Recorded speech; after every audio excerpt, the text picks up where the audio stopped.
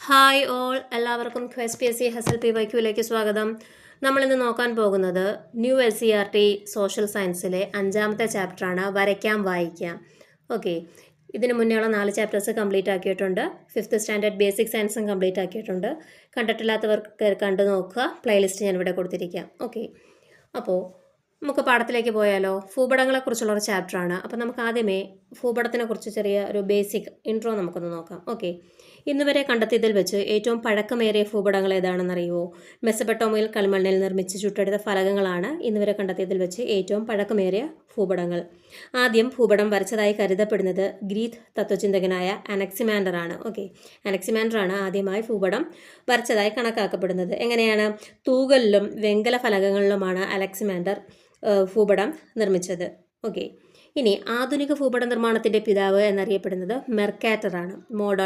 Modern മാപ്പിൻ്റെയൊക്കെ ആധുനിക ഭൂപട നിർമ്മാണത്തിൻ്റെ പിതാവ് എന്നറിയപ്പെടുന്നത് മെർക്കാറ്റർ ആണ്. എന്നാൽ ആദ്യമായിട്ടൊരു അറ്റ്ലാസ് പ്രിപ്പയർ ആക്കിയത് ആരാണ്? എബ്രഹാം ഓട്ടേലിയസ് ആണ് ആദ്യമായിട്ടൊരു അറ്റ്ലസ് പ്രിപ്പയർ ആക്കിയത്. ഓക്കെ, ഇനി നോക്കി, ഇവിടെ കൊടുത്തിരിക്കുന്നത് ഒരു ലേ ഔട്ടാണ്. അതായത് തൃശ്ശൂരിലെ സ്വരാജ് ഗ്രൗണ്ടും അതിന് ചുറ്റിലുമുള്ള കുറേ സ്ഥലങ്ങളും, റെയിൽവേ സ്റ്റേഷൻ, ബസ് സ്റ്റാൻഡൊക്കെ പോലെ കുറേ സ്ഥലങ്ങളുടെ ലേ ഔട്ടുമാണ് ഇവിടെ കൊടുത്തിരിക്കുന്നത്. ഇവരുടെ പറയാൻ ഉദ്ദേശിച്ചിരിക്കുന്നത് പ്ലാനിനെയും സ്കെച്ചിനെയും കുറിച്ചാണ് ഇവിടെ പറയാൻ ഉദ്ദേശിക്കുന്നത്. അപ്പം എന്താണ് സ്കെച്ച് എന്ന് പറഞ്ഞാൽ? എന്താണ്? രേഖാചിത്രം. ഓക്കെ, രേഖാചിത്രം അഥവാ സ്കെച്ച് എന്ന് പറഞ്ഞാൽ എന്താണ്? വളരെ കുറച്ച് സവിശേഷതകൾ മാത്രം ഉൾപ്പെടുത്തി ഒരാളുടെ ഓർമ്മയിൽ നിന്നോ ഒരു പ്രദേശത്തെ നോക്കിക്കൊണ്ടോ വരച്ചെടുക്കുന്ന ചിത്രങ്ങളെയാണ് സ്കെച്ച് എന്ന് നമ്മൾ പറയുന്നത്. ജസ്റ്റ് ഇപ്പം നമ്മളടുത്ത ഒരാൾ വഴി ചോദിക്കുവാണെങ്കിൽ നമ്മുടെ ഓർമ്മയിൽ വരുന്നത് ഇന്ന സ്ഥലത്ത് വന്നിട്ട് ഇങ്ങോട്ട് തിരിഞ്ഞ് വലത്തോട്ട് തിരിഞ്ഞ് അല്ലെങ്കിൽ അടുത്തോട്ട് തിരിഞ്ഞ് പോവുക, അപ്പം അവിടെ 3ാമത്തെ വളവിൽ കാണുന്ന ആദ്യത്തെ വീട്, അങ്ങനെ നമ്മുടെ മൈൻഡിൽ നിന്നും റഫായിട്ട് പറഞ്ഞു കൊടുക്കുന്ന ഒരു ഐഡിയനെയാണ് നമ്മൾ സ്കെച്ച് എന്ന് പറയുന്നത്. ഓക്കെ, ഇനി പ്ലാൻ എന്ന് പറയുമ്പോൾ എന്താണ്? ഒരു പ്രദേശത്തിലെ വിവരങ്ങളെ സംബന്ധിച്ച് കൃത്യമായ അളവുകൾ, അവയുടെ സ്ഥാനം എന്നിവ തിട്ടപ്പെടുത്തി തോതിൻ്റെയും ദിക്കിൻ്റെയും അടിസ്ഥാനത്തിൽ തയ്യാറാക്കുന്നതിനെയാണ് നമ്മൾ പ്ലാൻ എന്ന് പറയുന്നത്. ഓക്കെ, ഇപ്പോൾ സ്കെച്ചിന് അങ്ങനെ അളവും കാര്യങ്ങളും ഒന്നും ഉണ്ടാവണമില്ല. നമ്മളിപ്പോൾ ഒരു വീടിൻ്റെ പ്ലാൻ വരയ്ക്കുന്നു, അപ്പം കൃത്യമായിട്ട് അതിൻ്റെ തോതും ദിക്കും ഒക്കെ മനസ്സിലാക്കി ഒരു കണക്കിൻ്റെ അടിസ്ഥാനത്തിലായിരിക്കും നമ്മൾ പ്ലാൻ തയ്യാറാക്കുന്നത്. അതാണ് ഇവിടെ ആദ്യം പറഞ്ഞിരിക്കുന്നത്. ഓക്കെ, ഇനി ദിശയെക്കുറിച്ച് പറഞ്ഞിരിക്കുന്നു. സൂര്യൻ ഉദിക്കുന്ന ദിശ എവിടെയാണോ അതാണ് നാം കിഴക്കായി കണക്കാക്കുന്നത്. എന്താണ്? സൂര്യൻ ഉദിക്കുന്ന ദിശ ഏതാണ്? അതാണ് നമ്മൾ കിഴക്കായി കണക്കാക്കുന്നത്. ഒരു കുട്ടി അവിടെ നിൽക്കുന്നു, കിഴക്കോട്ട് നോക്കി നിൽക്കുകയാണ്. അപ്പം അതിൻ്റെ ദിശ, ബാക്കിയുള്ള ദിശകൾ പറയാൻ കുട്ടികളുടെ അടുത്ത് പറയുകയാണ്. ഓക്കെ, അപ്പം സൂര്യൻ ഉദിക്കുന്ന ദിശ കിഴക്ക്, അതിന് ജസ്റ്റ് ഓപ്പോസിറ്റ് കാണുന്നത് പടിഞ്ഞാറ്, വലത് ഭാഗം നിൽക്കുന്നത് തെക്കും, ഇടത് ഭാഗം നിൽക്കുന്നത് വടക്കുമായിരിക്കും. ഓക്കെ, ഇനി വടക്ക് നോക്കി യന്ത്രത്തിനെ കുറിച്ച് പറയുന്നു. വടക്ക് നോക്കി യന്ത്രമാണ് ദിശ കണ്ടെത്താൻ സാധാരണയായി ഉപയോഗിക്കുന്നത്. മൊബൈൽ ആപ്പുകളും ദിശ കണ്ടെത്താനായി നാം പ്രയോജനപ്പെടുത്താറുണ്ട്. ദിശ അറിയുന്നതിന് ഉപയോഗിക്കുന്ന ഉപകരണമാണ് വടക്ക് നോക്കി യന്ത്രം. സ്വതന്ത്രമായി ചലിക്കുന്ന കാന്തസൂചി തെക്ക് വടക്ക് ദിശയിൽ നിലകൊള്ളും. അപ്പം വടക്ക് നോക്കി യന്ത്രത്തിൻ്റെ കാന്തസൂചി നിലകൊള്ളുന്ന ദിശ ഏതാണ്? തെക്ക് വടക്ക് ദിശയിലാണ് നിലകൊള്ളുന്നത്. ഓക്കെ, അപ്പം തെക്ക് വടക്ക് ദിശയിൽ നിലകൊള്ളുന്നു എന്ന തത്വമാണ് ഈ ഉപകരണത്തിൻ്റെ അടിസ്ഥാനം. സൂചിയിൽ പ്രത്യേകമായി രേഖപ്പെടുത്തിയ അഗ്രം വടക്കു ദിശയെ സൂചിപ്പിക്കുന്നു. പ്രത്യേകമായിട്ട് ഒരു പോയിന്റ് അടയാളപ്പെടുത്തിയിട്ടുണ്ട്. നോക്കിയേ, ഒരു റെഡ് മാർക്ക് കണ്ടോ? അപ്പം ആ പോയിന്റ് എന്തിനെയാണ് പറയുന്നത്? വടക്ക് ദിശയാണ് സൂചിപ്പിക്കുന്നത്. സമുദ്ര യാത്രയിൽ ദിശ അറിയുന്നതിന് നാവികർ പണ്ടുകാലം മുതൽ തന്നെ ഈ ഉപകരണം ഉപയോഗിച്ചിരുന്നു.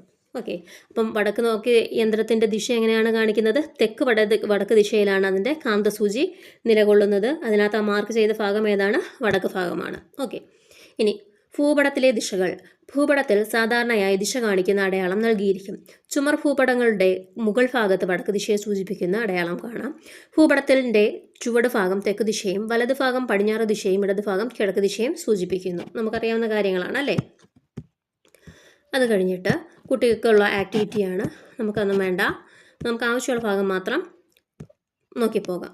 ഇനി അക്ഷാംശത്തിനെയും രേഖാംശത്തിനെയും കുറിച്ച് പറയുകയാണ്. ഇവിടെ മാർക്ക് ചെയ്താക്കുന്നുണ്ടോ? കുറുകെയുള്ള രേഖകൾ, അതായത് കുറുകെ കാണുന്ന നടുക്ക് വരുന്ന രേഖ ഏതാണ്? 0 ഡിഗ്രി രേഖ ഏതാണ്? ഭൂമധ്യരേഖ. അതിന് അപ്പുറവും ഇപ്പുറവുമായിട്ട് കുറുകെയുള്ള രേഖകൾ വരച്ചാക്കുന്നതിനെ നമ്മൾ എന്തെന്ന് പറയും? അക്ഷാംശ രേഖ എന്ന് പറയും. അപ്പം കുറുകെ വരച്ചിരിക്കുന്ന രേഖയാണ് അക്ഷാംശ രേഖ. ഭൂമധ്യരേഖയ്ക്ക് പാരലായിട്ട് കുറുകെ വരച്ചിരിക്കുന്ന രേഖയാണ്, സമാന്തരമായി കുറുകെ വരച്ചിരിക്കുന്ന രേഖയാണ് അക്ഷാംശ രേഖ എന്ന് നമ്മൾ പറയുന്നത്. അത് തെറ്റിപ്പോകരുത് കേട്ടോ. ഇനി നെടുകെ വരച്ചാക്കുന്നതാണെങ്കിലോ ആ പോളിൻ്റെ 2 എൻഡും ബന്ധിപ്പിച്ച് നെടുകെ വരച്ചിരിക്കുന്ന വരകളിലാണെങ്കിൽ നമ്മൾ എന്തെന്ന് പറയും? രേഖാംശ രേഖ എന്ന് പറയും. ഓക്കെ, അപ്പം ഒരെണ്ണം പഠിച്ചു വെച്ചിരുന്നാൽ മതി, അപ്പുറത്ത് നമുക്ക് കിട്ടും. ഓക്കെ, ഇനി തന്നിരിക്കുന്ന ഗ്ലോബിൽ ചുവപ്പ് നിറത്തിൽ രേഖപ്പെടുത്തിയവർ ശ്രദ്ധിക്കൂ. ഇതാണ് ഭൂമധ്യരേഖ. കണ്ടല്ലോ, ഈ രേഖ ഗ്ലോബിനെ 2 അർദ്ധഗോളങ്ങളായി വിഭജിക്കുന്നു.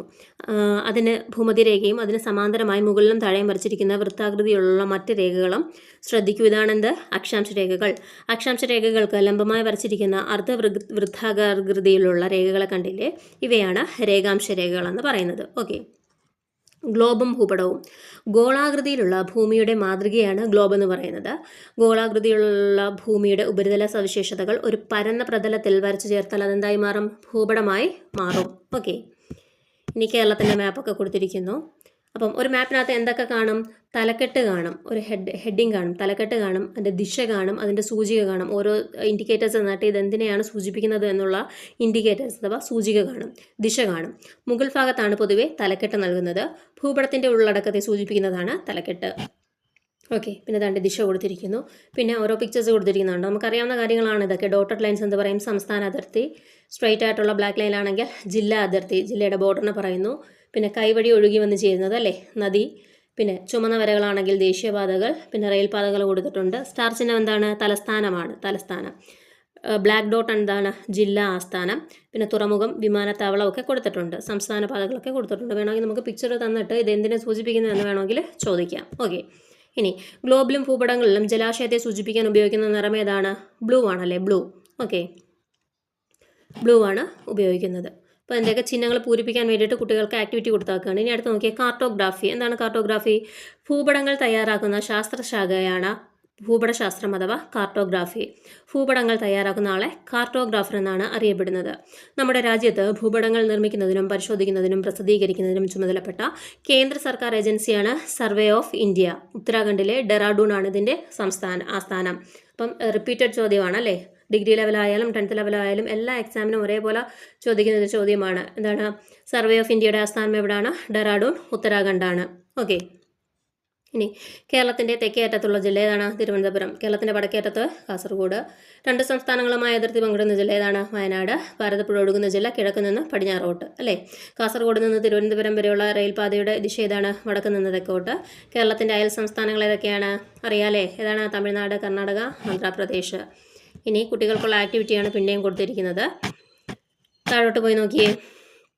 ഇന്ത്യയെക്കുറിച്ച് പറഞ്ഞേക്കുന്നു. ഇന്ത്യയുടെ കിഴക്ക് ഭാഗത്തുള്ള കടൽ ഏതാണ്? കിഴക്ക് ഭാഗത്ത് ബംഗാൾ ഉൾക്കടലാണ്. പടിഞ്ഞാറ് ഭാഗത്തുള്ള കടൽ ഏതാണ്? അറബിക്കടലാണ്. ഇന്ത്യയുടെ തലസ്ഥാനം ഡൽഹിയാണ്. ഇന്ത്യയുടെ ഏറ്റവും വടക്ക് ഭാഗത്തുള്ള കേന്ദ്രപ്രദേശം ഏതാണ്? ലഡാക്കാണ് അല്ലേ? ലഡാക്ക്, ജമ്മു കാശ്മീർ. അരുണാചൽ പ്രദേശ് ഇന്ത്യയുടെ ഏത് ഭാഗത്താണ് സ്ഥിതി ചെയ്യുന്നത്? ഏത് ഭാഗത്താണ്? കിഴക്ക് ഭാഗത്താണ്. ഇന്ത്യയുടെ തെക്ക് ഭാഗത്തുള്ള ഒരു അയൽ രാജ്യം ഏതാണ്? തെക്ക് ഭാഗത്ത് ആരാണ്? ശ്രീലങ്കയാണുള്ളത് അല്ലേ? ഇന്ത്യയുടെ തെക്കേ അറ്റത്തുള്ള കേന്ദ്രഭരണ പ്രദേശം ഏതാണ്? ലക്ഷദ്വീപാണ്. ബംഗാൾ ഉൾക്കടലിലുള്ളതാണെങ്കിൽ ആൻഡമാൻ നിക്കോബാർ ആണ്. ഇന്ത്യയുടെ അയൽ രാജ്യങ്ങൾ ഏതാണ്? പാകിസ്ഥാൻ, അഫ്ഗാനിസ്ഥാൻ, ഭൂട്ടാൻ, നേപ്പാൾ, ബംഗ്ലാദേശ്, മ്യാൻമാർ. പിന്നെ എന്തൊക്കെ വരും? ശ്രീലങ്ക. ഇനി കടലിലുള്ളതാണെങ്കിലോ മാൽദീവ്സും വരും. പിന്നെ ഏത് വരും? ശ്രീലങ്ക വരും അല്ലേ? അപ്പം പാകിസ്ഥാൻ, അഫ്ഗാനിസ്ഥാൻ, നേപ്പാൾ, ഭൂട്ടാൻ, ബംഗ്ലാദേശ്, മ്യാൻമാർ, ചൈന. പിന്നെ ഇത് വരും? ശ്രീലങ്ക, മാൽദീവ്സ്. ഇത്രയുമാണ് ഇന്ത്യയുടെ അയൽ രാജ്യങ്ങൾ. ഓക്കെ. ഇനി അടുത്ത് നോക്കിയാൽ ഉത്തർപ്രദേശിനെ കുറിച്ച് പറയുന്നു. ഉത്തർപ്രദേശ് എന്താണ്? വടക്ക് ഭാഗത്താണ്. ഇന്ത്യയുടെ വടക്ക് ഭാഗത്താണ് ഉത്തർപ്രദേശ്. അതിർത്തിയിൽ ഒരു രാജ്യമുണ്ട്, അതാണ് നേപ്പാൾ. അപ്പോൾ ഉത്തർപ്രദേശിൻ്റെ അതിർത്തിയിലുള്ള രാജ്യം ഏതാണ്? നേപ്പാളാണ്. കൂടാതെ ഇന്ത്യയിലെ 8 സംസ്ഥാനങ്ങളിലൂടെ അതിർത്തി പങ്കിടുന്നുണ്ട് അല്ലേ? 8 സംസ്ഥാനങ്ങളിലൂടെയാണ് ഉത്തർപ്രദേശ് അതിർത്തി പങ്കിടുന്നത്. ഏറ്റവും കൂടുതൽ കരിമ്പ് ഉൽപ്പാദിപ്പിക്കുന്നതിനാൽ ഇന്ത്യയുടെ പഞ്ചസാര കിണ്ണം എന്നറിയപ്പെടുന്നത് ഏതാണ്? ഉത്തർപ്രദേശാണ്. ഉത്തർപ്രദേശിലെ നൃത്തകലയാണ് ഏത്? കഥക് എന്ന് പറയുന്നത്. കഥക്. ഇന്ത്യയുടെ പ്രധാന നഗരങ്ങളുടെ പേരുകൾ ഏതൊക്കെയാണ്? ഉത്തർപ്രദേശിലുള്ള കാൺപൂർ, ലക്നൗ, വാരണാസി, ആഗ്ര, അലഹബാദ് മുതലായവയാണ്. ഓക്കെ. അശോക സ്തംഭത്തിലെ ശ്രദ്ധേയമായ സാരാനാഥ് ഉത്തർപ്രദേശിലാണ് സ്ഥിതി ചെയ്യുന്നത്. ഓക്കെ. ഇനി ഇതാണ്ടേ വാസ്കോഡഗാമയെക്കുറിച്ച് പറഞ്ഞിരിക്കുന്നത് നോക്കിയേ. പോർച്ചുഗലിലെ ലിസ്ബൺ തുറമുഖത്ത് നിന്ന് 4 പായ്ക്കപ്പലുകളിലായി 170 പേരടങ്ങുന്ന നാവിക സംഘത്തെ നയിച്ചുകൊണ്ട് വാസ്കോഡഗാമ ഇന്ത്യയെ തേടി യാത്ര തിരിച്ചു. എത്ര പേരാണ്? 170. ഓക്കെ. കാറ്റിൻ്റെ സഹായത്തോടെ തെക്ക് കിഴക്കോട്ട് യാത്ര ചെയ്ത് ആഫ്രിക്കയുടെ തെക്കേ അറ്റത്തെത്തി. എവിടെത്തി? ആഫ്രിക്കയുടെ തെക്കേ അറ്റത്തെത്തി. തുടർന്ന് ആഫ്രിക്കയുടെ കിഴക്കേ തീരം വഴി വടക്കോട്ട് സഞ്ചരിച്ച് മലന്തി തുറമുഖത്തെത്തി. അവിടെ നാവികരുടെ നിർദ്ദേശങ്ങൾ സ്വീകരിച്ച് മൺസൂൺ കാറ്റുകളുടെ സഹായത്തോടെ 1498 മെയ് 20 ഇന്ത്യയുടെ പടിഞ്ഞാറേ തീരത്ത് കോഴിക്കോടിനടുത്തുള്ള കാപ്പാട് തീരത്ത് എത്തിച്ചേർന്നു. യൂറോപ്പിൽ നിന്ന് ആയിരക്കണക്കിന് കിലോമീറ്റർ താണ്ടി വാസ്കോഡഗാമയും സംഘവും സാഹസികമായി നടത്തിയ ഈ യാത്ര ചരിത്രത്തിൽ ഇടം നേടി. ഓക്കെ. അപ്പം 107 പേരുമായിട്ട് ലിസ്ബണിൽ നിന്നാണ് പുറപ്പെട്ട് ആഫ്രിക്കയുടെ എന്താണ് കേപ്പ് ഓഫ് ഗുഡ് ഹോപ്പ് ചുറ്റി എവിടെ വന്നു, മലന്തി തുറമുഖത്ത് എത്തിയിട്ട് അവിടെ നിന്നാണ് കേരളത്തിലേക്ക് എത്തുന്നത്. ഓക്കെ, അതാണ്ടേ ഇവിടെ കിടക്കുന്നുണ്ടോ. വാസ്കോ ഡ ഗാമ യൂറോപ്പിൽ ഏതൊക്കെ സമുദ്രങ്ങളിലൂടെ സഞ്ചരിച്ചാണ് ഇന്ത്യയിലെത്തിയത്? ലോക ഭൂപടം നിരീക്ഷിച്ച് സമുദ്രങ്ങൾ കണ്ടെത്തുമെന്ന് പറയുകയാണ്. ഏതാണ്? അറ്റ്ലാന്റിക്കിലൂടെ, ലിസ്ബണിൽ നിന്ന് അറ്റ്ലാന്റിക്കിലൂടെ വന്ന കേപ്പ് ഓഫ് ഗുഡ് ഹോപ്പ് ചുറ്റി ഇന്ത്യൻ സമുദ്രത്തിൽ കയറി അവിടെ നിന്ന് അറേബ്യൻ സീ വഴിയാണ് കോഴിക്കോടേക്ക് എത്തിയത്. ഓക്കെ, മറ്റ് സമുദ്രങ്ങൾ ഏതൊക്കെയാണ്? Pacific, Atlantic, Indian Ocean, Arctic, Antarctic. Okay, അടുത്തത് നോക്കിയേ. അറ്റ്ലാന്റിക് സമുദ്രത്തിന് പടിഞ്ഞാറ് ഭാഗത്ത് കാണുന്ന ഭൂഖണ്ഡങ്ങൾ ഏതൊക്കെയാണ്? നോർത്ത് അമേരിക്കയും സൗത്ത് അമേരിക്കയുമാണ് അറ്റ്ലാന്റിക്കിന് പടിഞ്ഞാറ് ഭാഗത്ത് കാണുന്നത്. ഇന്ത്യൻ സമുദ്രത്തിന് കിഴക്ക് ഭാഗത്ത് കാണുന്ന ഭൂഖണ്ഡം ഏതാണ്? ഇന്ത്യയുടെ കിഴക്ക് ഭാഗത്ത് കാണുന്ന ഭൂഖണ്ഡം ഏതാണ്? ഓസ്ട്രേലിയ. ഏറ്റവും വിസ്തൃതി കൂടിയ ഭൂഖണ്ഡം ഏതാണ്? ഏഷ്യയാണ്. അറ്റ്ലാന്റിക് സമുദ്രത്തിനും ഇന്ത്യൻ സമുദ്രത്തിനും ഇടയിൽ കാണുന്ന ഭൂഖണ്ഡം ഏതാണ്? ആഫ്രിക്ക. കുട്ടികൾക്കുള്ള ആക്ടിവിറ്റിയാണ് ഭൂപടം നോക്കിയിട്ട് അത് എഴുതാൻ വേണ്ടിയിട്ട്. അപ്പം കുട്ടികളായാലും നമ്മളായാലും എന്താ വേണം? ഭൂപടം, വേൾഡ് മാപ്പിൻ്റെയൊക്കെ ഭൂപടം നമ്മൾ പഠിച്ചിരിക്കണം. ഓക്കെ, ഇനി കൺക്ലൂഷനാണ്. ജനജീവിതത്തിൽ ഭൂപടങ്ങൾക്ക് വലിയ പ്രാധാന്യമാണുള്ളത്. ഭൂമിശാസ്ത്ര പഠനം, പ്രതിരോധം, വിനോദസഞ്ചാരം, ഭരണനിർവഹണം, ഗതാഗതം തുടങ്ങിയ മേഖലകളിൽ വ്യത്യസ്ത തരം ഭൂപടങ്ങൾ ഉപയോഗിക്കുന്നു. പ്രളയം, ഉരുൾപൊട്ടൽ തുടങ്ങിയ പ്രകൃതി ദുരന്തങ്ങളും മറ്റു അപകടങ്ങളും ഉണ്ടാകുമ്പോൾ ദുരന്തമുഖത്ത് വേഗത്തിൽ എത്തിച്ചേരാനും ദുരിതാശ്വാസ പ്രവർത്തനങ്ങളിൽ ഏർപ്പെടാനും ഭൂപടങ്ങളും റൂട്ട് മാപ്പുകളും ഉപയോഗിക്കുന്നു. നിത്യജീവിതത്തിൽ ഭൂപട വായനയിലൂടെ കടന്നു പോകേണ്ട സന്ദർഭങ്ങളും പലപ്പോഴും ഉണ്ടാകാറുണ്ട്. ആധുനിക ലോകത്ത് ജീവിതം കെട്ടിപ്പടുക്കുന്നതിന് ഭൂപട വായന അനിവാര്യമായ ഒരു ഘടകമായി മാറിയിരിക്കുന്നു. വളരെ ചെറിയൊരു ചാപ്റ്ററാണ്, പക്ഷേ ഇമ്പോർട്ടൻ്റ് ആയിട്ടുള്ള ചാപ്റ്ററാണ്. എല്ലാവരും നന്നായിട്ട് 1-2 വട്ടം വായിച്ച് വെച്ചിരിക്കുക. ഓക്കെ, റിപ്പീറ്റ് അടിച്ച് കേട്ട് നോക്കുക. ഇനി വലിയ ക്ലാസ്സിലോട്ട് പോകുമ്പോൾ നമുക്ക് 5th സ്റ്റാൻഡേർഡിലായതുകൊണ്ടാണ് ഇത്രയും കുറച്ച് ഫാക്ട്സ്. കുറച്ചും കൂടെ അങ്ങോട്ട് ക്ലാസ്സുകളിലോട്ട് പോകുമ്പോഴത്തേക്കും കുറച്ച് ഡീറ്റെയിൽ ആയിട്ട് തന്നെ നമുക്ക് ഓൾഡ് SCERTയും കൂടെ കവർ ചെയ്ത് കുറച്ച് ഡീറ്റെയിൽ ആയിട്ട് തന്നെ നോക്കാം. അപ്പം ക്ലാസ് ഉപകാരപ്പെട്ടു എന്ന് വിചാരിക്കുന്നു. നിങ്ങൾക്ക് ഇഷ്ടപ്പെട്ടതെങ്കിൽ വീഡിയോ ലൈക്ക് ചെയ്ത് ചാനലൊന്ന് സബ്സ്ക്രൈബ് ചെയ്ത് വെക്കുക. ഓക്കെ, നോട്ടിഫിക്കേഷൻ ഓണാക്കി വെക്കുക. നമ്മുടെ ചാനലിലൂടെ SCERT ക്ലാസ്സസ് മാത്രമല്ല PYQ ഡിസ്കഷൻസ് നടക്കുന്നുണ്ട്. എല്ലാ level 10th 12th degree level എല്ലാ ലെവൽ എക്സാംസിന് വേണ്ടിയിട്ടുള്ള PYQ ഡിസ്കഷൻസ് നടക്കുന്നുണ്ട്. വിത്ത് റിലേറ്റഡ് ഫാക്ട്സ് ആണ് ഡിസ്കസ് ചെയ്യുന്നത്. കാണാത്തവർ കയറി കണ്ടു നോക്കുക, തീർച്ചയായും ഉപകാരപ്പെടും കേട്ടോ. പിന്നെ എക്സാംസ് കഴിഞ്ഞ ഉടനെ പ്രൊഫഷണൽ ആൻസർ കീയും ഫൈനൽ ആൻസർ കീ വരുന്നുടനെ ഫൈനൽ ആൻസർ കീയും അപ്ഡേറ്റ് ചെയ്യാറുണ്ട്. അതുമൊക്കെ നിങ്ങൾ കയറി കണ്ടു നോക്കുക, നിങ്ങൾക്ക് വളരെയധികം ഉപകാരപ്പെടും.